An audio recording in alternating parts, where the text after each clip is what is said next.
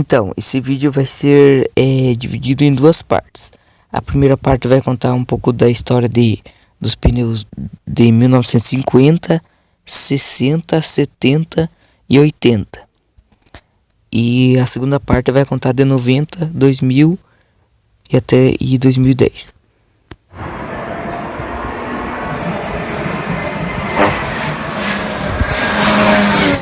Então, os pneus utilizados na Fórmula 1 formam a parte do equipamento considerado por muitos como o componente mais importante dos carros.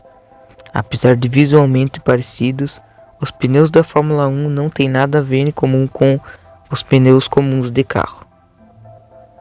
E fugindo aqui um pouco do assunto, o primeiro pneu feito em carro que era para corrida foi em 1935. E antigamente as rodas existiam as rodas de madeira que era usada em 1902. Então foi uns anos já usando esses pneus de madeira. Agora vamos falar da década de 50.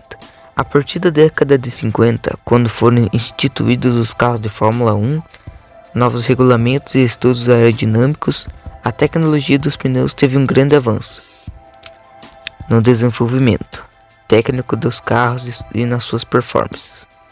Passaram a testar novos tipos de borrachas, alargaram a bandagem de rodagem para aumentar o contato com o solo e ter mais aderência. Vale lembrar nas décadas de 1930 e 1930 e 40. As rodas eram a maioria de madeira e os pneus não eram muito mais largos que os pneus de bicicleta. Os pneus eram altos enquanto os dianteiros e os traseiros tinham o mesmo tamanho.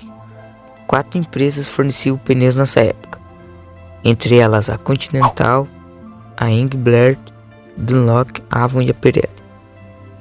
Agora, na década de 60, seguindo a ideia de aumentar a aderência, os pneus largaram um pouco, além dos traseiros aumentaram de tamanho em relação aos dianteiros. Nesta época era comum um piloto usar o mesmo jogo de pneus para várias corridas.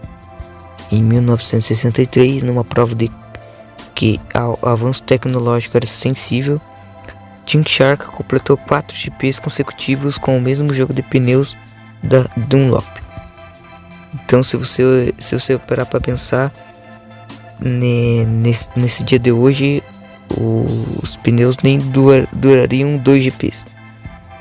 Se você completa já umas voltas, já dá uma desgastada. Imagina e o Jim Shark completou 4 GPs consecutivos com o mesmo pneu, né? E o aumento da potência dos motores influenciou no desempenho das rodas, mas esse progresso ainda era modesto diante do que estava por vir. A guerra entre a Goodyear, que entrou para a Fórmula 1 em 1964, e a Firestone no fim da década de 60 e início da 70, provou um salto considerável na tecnologia dos pneus de corrida. Nessa época, esses pneus ainda eram relativamente altos e estreitos. Todos eram fabricados de acordo com a técnica convencional de camadas cruzadas ou diagonais. A capa desses pneus era formada por camadas de cardonês, de nylon, acho que não sei como que se fala isso, e cada uma delas tinha 30 cordenéis por polegada. O conjunto era revestido por um composto de borracha para evitar o atrito entre os cordéis. As camadas eram dispostas num certo ângulo para dar uma resistência nas brecadas. Um arame de aço pretendia a cobertura das bordas da roda. Na fabricação desses pneus, depois de pronta a carcaça, a banda de rodagem era colocada no molde e depois presa a carcaça com equipamento especial.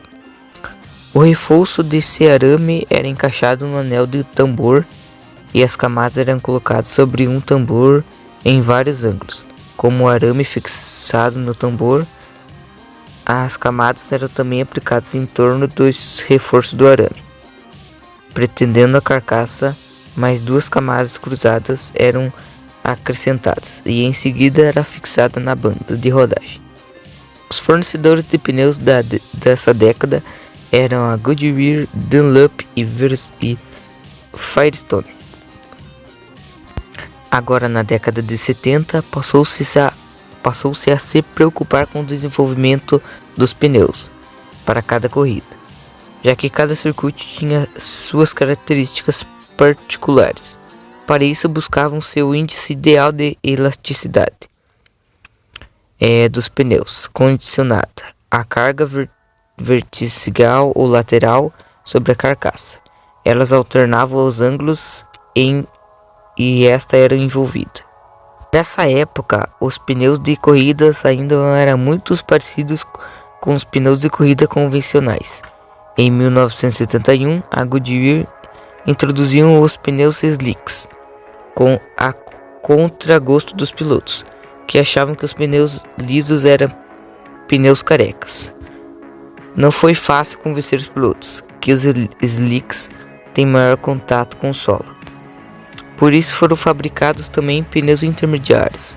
Os pneus aumentaram mais ainda no final da década e surgiram um carro de 6 rodas, posteriormente banidos da categoria. Os fornecedores dessa época eram Goodyear, Firestone, Dunlop, Bridgestone e Michelin. Na década de 80, com a chegada dos motores turbo, o aumento da aderência era fundamental.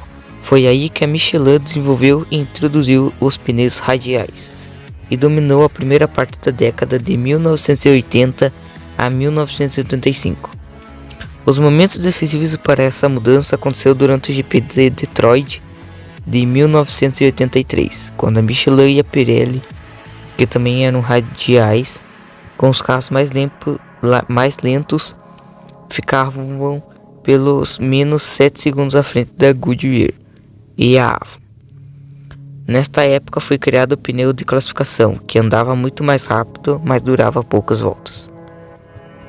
Então, daí esse é o seu fim da primeira parte, e a segunda parte vai lançar na terça-feira. Beleza? Então, tchau.